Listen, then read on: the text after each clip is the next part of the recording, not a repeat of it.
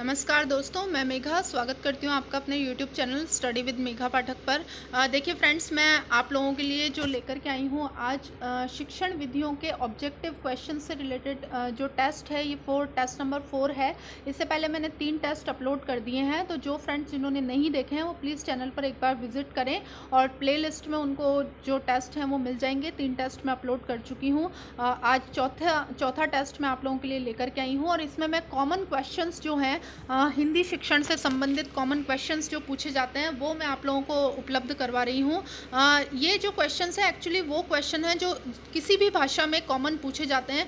अगर आपने कोई भी भाषा ले रखी है तो केवल भाषा बदल करके क्वेश्चन आ जाएगा। जैसे ये हिंदी में लिखा हुआ क्वेश्चन है, अगर आपने इंग्लिश ले रखी है तो इन्हीं का जो ट्रांसलेशन है वो इंग्लिश में आ जाएगा। तो ये कॉमन क्वेश्चन हैं, इसलिए मैं आप लोगों को ये प्रोवाइड करवा रही हूँ।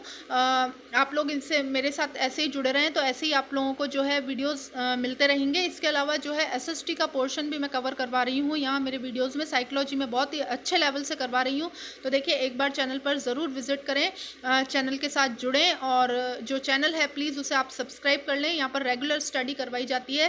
साथ ही साथ जो है बेल आइकन उसे आप लोग प्रेस कर दें। और फ्रेंड्स, अगर वीडियो पसंद आता है तो इसे लाइक करें और दोस्तों के साथ शेयर ज़रूर करें। तो देखिए, पहला क्वेश्चन हम लोग देखते हैं कि भाषा के संबंध में उपचारात्मक शिक्षण का उद्देश्य है। तो देखिए, उपचारात्मक शिक्षण, निदानात्मक शिक्षण, इससे ज़रूर क्वेश्चन आता है, बहुत ही इंपॉर्टेंट क्वेश्चन है। तो देखिए, पहला पॉइंट दे रखा है, भाषा प्रयोग संबंधी कठिनाइयों की पहचान तथा उनका निदान, बच्चों को व्यस्त रखना, बच्चों को श्रेणीवार विभक्त करना, बच्चों को की त्रुटि को केवल सूची बनाना। तो देखिए, मैं आप लोगों को कीवर्ड्स बता देती हूँ। बच्चों को व्यस्त रखना, ऐसा हमारा कोई प्रयोजन नहीं होता कि बच्चे व्यस्त रहें इसलिए जो है हम उपचारात्मक शिक्षण करते हैं, ये नहीं हो सकता आंसर। देखिए, तीसरे में बच्चों को श्रेणीवार विभक्त करना। मैंने मापन एवं मूल्यांकन का जो वीडियो अपलोड कराया, आप लोग जाकर के उसे ज़रूर देखें। उसमें मैंने बताया कि बच्चों को हम विभक्त नहीं कर सकते, बच्चों को अलग अलग जो है क्लासिफाइड नहीं किया जा सकता। जैसे कि प्रतिभाशाली, मंदबुद्धि, पिछड़ा बालक या फिर सामान्य बालक में हम उन्हें विभक्त नहीं कर सकते, तो ये भी नहीं है आंसर। फोर्थ पॉइंट है, बच्चों की त्रुटियों को केवल सूची बनाना। देखिए, अगर बच्चों की त्रुटियां हमें पता लग गई हैं और केवल सूची बना करके हमने छोड़ दिया है तो इसका मतलब हमने कुछ किया ही नहीं है, केवल जो है उनकी कमियों का पता लगा लिया है, तो ये भी नहीं हो सकता। तो देखिए, पहला जो पॉइंट है वो बहुत ही सूटेबल है कि जो उपचारात्मक शिक्षण है उसका उद्देश्य ये है कि भाषा प्रयोग संबंधी कठिनाइयों की हम पहचान करें तथा उनका जो है निदान करें, यानी कि उनको जो है सॉल्व करें, कि जो कठिनाइयाँ हैं उनको सॉल्व करें। तो आंसर जो हो जाएगा वो हो जाएगा एक, भाषा प्रयोग संबंधी कठिनाइयों की पहचान तथा उनका निदान। देखिए, सेकंड पॉइंट हम लोग देखते हैं, प्रमुख भाषाई कौशल के अंतर्गत इनमें से कौन सा एक नहीं आता है? सुनना, बोलना, हंसना या लिखना। तो देखिए, आपको पता है लिसनिंग, स्पीकिंग, रीडिंग और राइटिंग, यानी कि सुनना, बोलना और पढ़ना, लिखना, ये जो होते हैं एक क्रम में जो है बच्चों को सिखाए जाते हैं और भाषाई कौशल 4 होते हैं। तो जो है हंसना इसके अंतर्गत नहीं आता है, तो जो आंसर हो जाएगा वो हो जाएगा 3, हंसना। देखिए, नेक्स्ट क्वेश्चन है, काव्य शिक्षण का उद्देश्य है। पहला, भाषा में प्रयुक्त होने वाले विराम चिन्हों से परिचित कराना। दूसरा, व्याकरणिक नियमों की जानकारी देना। तीसरा, संगीत कला में निपुण बनाना। चौथा, रसानुभूति एवं आनंदानुभूति करवाना। तो देखिए, काव्य शिक्षण, काव्य यानी कि पद्य, तो पद्य का जो होता है उद्देश्य वो व्याकरण से संबंधित तो हो नहीं सकता, तो देखिए ये नहीं होगा। सेकंड ऑप्शन क्रॉस हो जाता है। विराम चिन्हों का प्रयोग करना सिखाना भी उद्देश्य नहीं होता, तो पहला भी क्रॉस हो जाता है। संगीत कला में निपुण बनाना, देखिए संगीत कला में निपुण तो संगीत सीख करके भी बना जा सकता है, उसके लिए पद्य शिक्षण अनिवार्य नहीं है। लेकिन जो रसानुभूति आनंदानुभूति जो होती है, बच्चों को ये बताना कि रसानुभूति क्या होती है, आनंदानुभूति क्या होती है, ये पद्य शिक्षण के माध्यम से किया जाता है। तो जो आंसर हो जाएगा वो हो जाएगा 4, रसानुभूति एवं आनंदानुभूति कराना। देखिए, नेक्स्ट क्वेश्चन है, नाटक शिक्षण में कक्षाभिनय प्रणाली के प्रयोग से देखिए क्या होता है, शिक्षक एवं बच्चों का समय व्यर्थ होता है क्या? जो नाटक शिक्षण है वो अगर हम कक्षाभिनय यानी कि कक्षा में बच्चों को खड़ा कर दें और अभिनय के माध्यम से उसको पढ़ाएं तो देखिए क्या शिक्षक और बच्चों का समय व्यर्थ होता है। दूसरा, पात्रानुसार बच्चों द्वारा अभिनय से सीखने की प्रक्रिया में तेजी आती है। तीसरा, बच्चों पर विपरीत प्रभाव पड़ता है। चौथा, उपरोक्त में से कोई नहीं। तो देखिए, उपरोक्त में से कोई नहीं तो आंसर बहुत ही रेयर चांस में होता है, तो ये तो हो नहीं सकता। बच्चों पर इसका कोई विपरीत प्रभाव नहीं पड़ता। शिक्षक और बच्चों का समय व्यर्थ होता है। देखिए, समय तो लगता है लेकिन व्यर्थ नहीं जाता, बच्चा उसमें कुछ ना कुछ सीख रहा है, तो समय व्यर्थ नहीं होता है बल्कि समय का सदुपयोग हो रहा होता है। तो देखिए, जो सेकंड है वो ऑप्शन सबसे ज़्यादा सुटेबल है, पात्रा अनुसार बच्चों द्वारा अभिनय से सीखने की प्रक्रिया में तेजी आती है। तो इसका जो ऑप्शन है वो सेकंड राइट हो जाएगा। देखिए नेक्स्ट क्वेश्चन है, प्राथमिक स्तर पर भाषा अध्ययन में मुख्य तत्व होगा व्याकरण का उपयोग। प्राथमिक स्तर का मतलब है 1ली से 5वीं तक के बच्चों की बात हो रही है यहाँ पर। व्याकरण का उपयोग, शब्द भंडार में अभिवृद्धि, तीसरा साहित्यिक समझ, या चौथा उच्चारण की स्पष्टता। तो देखिए हम जो करते हैं प्राथमिक स्तर यानी कि 1ली से 5वीं तक जो बच्चा होता है उसकी उम्र ज़्यादा से ज़्यादा 4 या 5 साल होती है। तो देखिए उसमें जो है हम सबसे ज़्यादा बच्चे के उच्चारण पर ध्यान देते हैं कि बच्चा जो है उसका उच्चारण, हालांकि शब्द भंडार में अभिवृद्धि भी एक जो है मकसद होता है। व्याकरण का तो देखिए हम उपयोग सिखाते नहीं हैं, तो ये पहला, और साहित्य की समझ भी बच्चे में नहीं होती है, तो बहुत आगे जा करके डेवलप होती है। तो पहला और तीसरा तो क्रॉस हो जाएगा, लेकिन जो है दूसरा जो है ऑप्शन शब्द भंडार में अभिवृद्धि और चौथा जो है उच्चारण की स्पष्टता, इन दोनों में से डिसाइड करना है। तो देखिए शब्द भंडार में अभिवृद्धि भी एक हमारा जो है उद्देश्य होता है, लेकिन ये उतना नहीं होता जितना कि बच्चे को जो उसका उच्चारण है उसको स्पष्ट करवाना होता है। जो आंसर हो जाएगा वो हो जाएगा 4, उच्चारण की स्पष्टता। देखिए नेक्स्ट क्वेश्चन है, कहानी, कविता, गीतों और नाटकों के माध्यम से बच्चे देखिए क्या होता है, इनके माध्यम से केवल मूल्यों का अर्जन करते हैं। तो देखिए केवल शब्द आ गया, जहां पर भी मैं आपको टैग वर्ड्स बता देती हूँ, केवल, सिर्फ, लेकिन, इस तरीके के शब्द आ जाए तो ये नेगेटिव शब्द होते हैं, तो देखिए ये तो क्रॉस हो जाता है। दूसरे में केवल अपनी तर्क शक्ति का विकास करते हैं, ये भी क्रॉस हो जाता है, यहाँ पर भी केवल आ रहा है। तीसरा, अपनी सांस्कृतिक धरोहर से जुड़ते हैं। चौथा, केवल मनोरंजन करते हैं। अब देखिए बाकी तीनों में तो केवल केवल शब्द आ रहा है, तो ये तो वैसे ही क्रॉस हो जाते हैं क्योंकि नेगेटिव जो है सिंबल होता है केवल शब्द। यहाँ देखिए आपको अगर टाइम कम बचे और क्वेश्चन पेपर करना हो तो देखिए केवल केवल, अगर वो पॉजिटिव जो है हमसे पूछ रहा है कि सकारात्मक वाक्य के बारे में पूछ रहा है, तो केवल केवल शब्द देखते हैं तो वो डायरेक्टली आपको क्रॉस कर देने हैं, और जो बचता है उसमें कंपैरिजन करके आंसर निकाला जा सकता है। तो देखिए इसमें तीसरा जो है अपनी सांस्कृतिक धरोहर से जुड़ते हैं, यही जो है सही आंसर हो जाएगा। तो आंसर जो है 3 हो जाएगा। नेक्स्ट क्वेश्चन है, प्राथमिक स्तर पर बच्चों को भाषा सिखाने का सर्वोपरि उद्देश्य है। देखिए प्राथमिक स्तर पर बच्चों को भाषा क्यों सिखाई जाती है? मुहावरे और लोकोक्तियों का ज्ञान दिया जाता है। तो देखिए बहुत बड़े स्तर पर आते हैं मुहावरे और लोकोक्ति, 1 से 5 तक बच्चा इस बौद्धिक स्तर पर नहीं होता कि इनको समझ सके, तो ये भी नहीं हो सकता। कहानी, कविताओं को दोहराने की कुशलता का, यानी कि कहानी और कविता जो है बच्चों को सिखाई जाती है, उनको वो कितना अच्छे से दोहरा सकता है, इस का विकास करना। इसके अलावा तेज प्रवाह के साथ पढ़ने की योग्यता का विकास करना, क्या मतलब जल्दी जल्दी बच्चा पढ़ ले, क्या ऐसा विकास करना, या फिर चौथा, अपनी बात को दूसरों के समक्ष अभिव्यक्त करने की कुशलता का विकास करना। तो देखिए चारों जो है इनमें सबसे ज़्यादा जो है सूटेबल आंसर जो लग रहा है वो है कि बच्चे को हम इस लायक बनाएं कि वो जो उसकी जो बात है वो दूसरों के सामने स्पष्ट रूप से अभिव्यक्त कर सके, यानी कि उच्चारण जो है उसका शुद्ध हो और बच्चा जो है भाषा को समझ सके कि उसको जो बात कहनी है दूसरे के सामने वो किस तरह से कहनी है। तो जो आंसर हो जाएगा वो हो जाएगा 4। देखिए नेक्स्ट क्वेश्चन है, लिखना। अब लिखना क्या है? एक बेहद जटिल प्रक्रिया है, क्या लिखना बहुत जटिल है? एक अनिवार्य कुशलता है जिसे जल्दी प्राप्त किया जाना है, एक तरह की बातचीत है, एक अत्यंत यांत्रिक प्रक्रिया है। तो देखिए ये तीनों जो है बेहद जटिल प्रक्रिया है, नेगेटिव इंप्रेशन दे रहा है, ये भी नहीं हो सकता। एक अनिवार्य कुशलता है जिसे जल्दी प्राप्त किया जाना चाहिए, हालांकि अनिवार्य कुशलता है लेकिन जल्दी प्राप्त करना ज़रूरी नहीं है। आपको पता है कि जो लिखना है वो चौथे नंबर पर आता है हमारा। सबसे पहले बालक सुनना सीखता है, फिर बोलना सीखता है, फिर पढ़ना सीखता है, तब जा करके लिखना सीखता है। तो उसको जल्दी प्राप्त नहीं किया जा सकता, वो एक प्रोसेस के थ्रू प्राप्त होता है, तो ये भी क्रॉस हो जाता है। एक तरह की बातचीत है। देखिए जो लिखना होता है यानी कि राइटिंग का जो कार्य होता है उससे जो बालक है वो दूसरे के साथ एक तरीके से बातचीत करता है, यानी कि अपने जो विचार हैं वो अभिव्यक्त करता है और जो सामने वाला है उन विचारों को पढ़ सकता है। तो एक तरीके की बातचीत है, बिना बोले बातचीत जो है लिखने के माध्यम से की जा सकती है। तो जो आंसर हो जाएगा वो हो जाएगा 3, एक तरह की बातचीत है।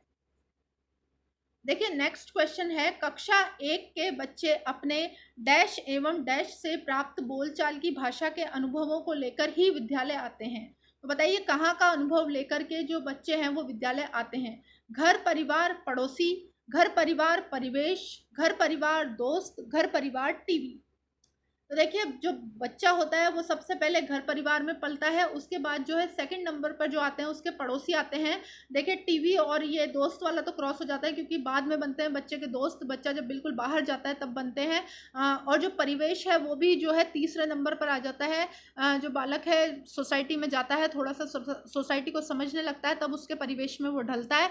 तो देखिए घर परिवार और पड़ोसी जो है इनके अनुभव लेकर के जो है बच्चा जो है विद्यालय में आता है। तो जो आंसर हो जाएगा वो हो जाएगा एक, घर परिवार और पड़ोसी।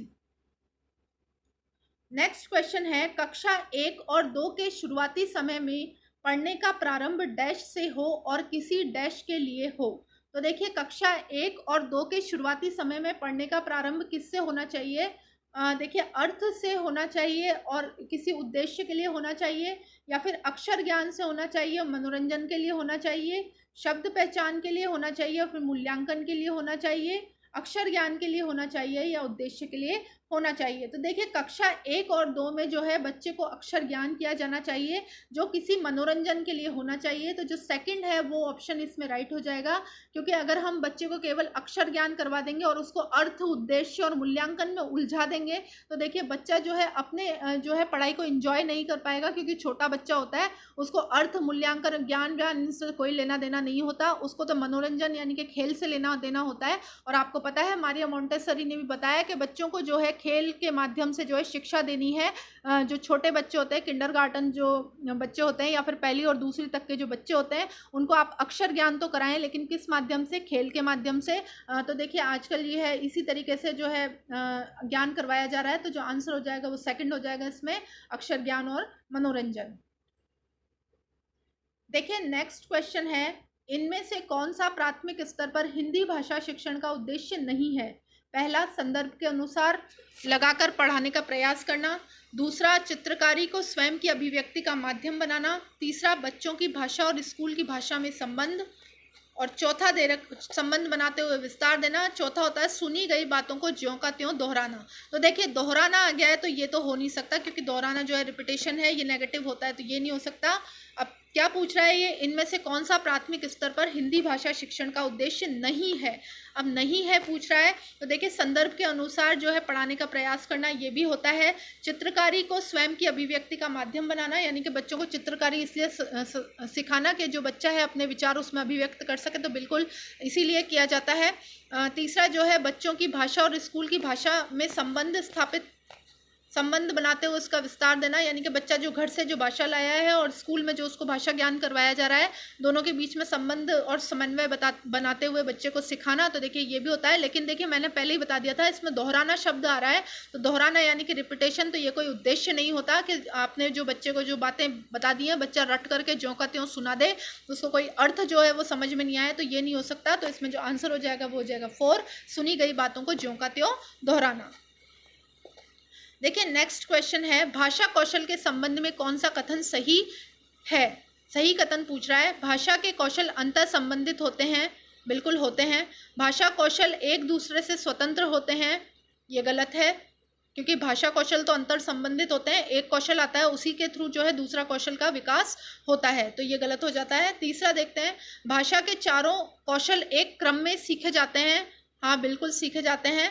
भाषा के सभी कौशलों को नए सिरे से सिखाने की आवश्यकता होती है। तो देखिए क्वेश्चन क्या पूछ रहा है, भाषा कौशलों के संबंध में कौन सा कथन सही है? अब सही पूछ रहा है, तो देखिए इसमें जो तीसरा है वो है भाषा के चारों कौशल एक क्रम में सीखे जाते हैं। देखिए जो लिसनिंग, स्पीकिंग, रीडिंग और राइटिंग, यानी कि सुनना, बोलना, लिखना और पढ़ना, सुनना, बोलना, पढ़ना और लिखना, ये इसी क्रम में सीखे जाते हैं, तो ये जो है वो आंसर सही हो जाएगा। हालांकि जो पहला आंसर है भाषा कौशल अंतर संबंधित होते हैं, तो बिल्कुल होते तो हैं अंतर संबंधित, एक के ऊपर दूसरा डिपेंड करता है, लेकिन देखिए मैंने बता दिया है कि आजकल जो है चारों ही ऑप्शन सही दिए जाते हैं और हमें सबसे ज़्यादा सूटेबल आंसर निकालना होता है। तो जो इसमें सबसे ज़्यादा सूटेबल आंसर है वो है तीसरा, भाषा के चारों कौशल एक क्रम से सीखे जाते हैं। तो देखिए इसमें आंसर 3 हो जाएगा। नेक्स्ट क्वेश्चन है, भाषा डैश और डैश का एक उत्तम साधन है। अब बताइए, भाषा सुनने, बोलने, सोचने का, पढ़ने, लिखने, संप्रेषण का, सोचने, महसूस करने, चीज़ों से जुड़ने का, पढ़ने, लिखने, समझने का। तो देखिए जो भाषा है वो पढ़ने, लिखने और समझने का एक उत्तम साधन है। तो इसमें जो आंसर हो जाएगा वो हो जाएगा 4, पढ़ने लिखने और समझने का।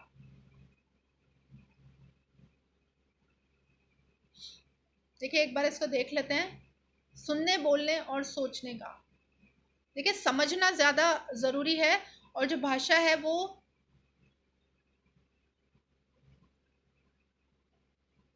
इसका मैं आंसर आप लोगों को कंफर्म करके बता दूंगी। भाषा और डैश का एक उत्तम साधन है। देखिए मैं थोड़ी सी इसमें कंफ्यूज हो रही हूँ, तो मैं एक बार आपको कंफर्म करके जो है इसका आंसर बताऊंगी। नेक्स्ट क्वेश्चन देखते हैं। भाषा सीखने का व्यवहारवादी दृष्टिकोण पर बल देता है। भाषा सीखने का व्यवहारवादी दृष्टिकोण पर बल देता है। अनुकरण, रचनात्मकता, भाषा प्रयोग या अभिव्यक्ति। तो देखिए जो व्यवहारवादी दृष्टिकोण है, वो जो है आपके अभिव्यक्ति में आता है, तो जो इसका आंसर हो जाएगा वो हो जाएगा 4, अभिव्यक्ति। देखिए नेक्स्ट आंसर, नेक्स्ट जो है क्वेश्चन हम देखते हैं। नसीरा पढ़ते समय अनेक बार अटकती है, उसे पढ़ने में कठिनाई होती है, उसकी समस्या मुख्यतः डैश से संबंधित है। तो देखिए क्योंकि ये पठन जो है कठिनाई है, तो वो डिसलेक्सिया नाम की बीमारी से संबंधित है। तो जो आंसर हो जाएगा वो हो जाएगा 3, डिसलेक्सिया। तो देखिए ये जो क्वेश्चन है, लास्ट से तीसरा जो क्वेश्चन है, लास्ट से थर्ड नंबर का जो क्वेश्चन है, उसका मैं आप लोगों को आंसर जो है वो कंफर्म करके नेक्स्ट वीडियो में बताऊंगी। तो मेरे साथ जुड़े रहें, इसी तरीके से जो है आप लोग स्टडी करते रहें। मिलते हैं नेक्स्ट वीडियो में। नमस्कार।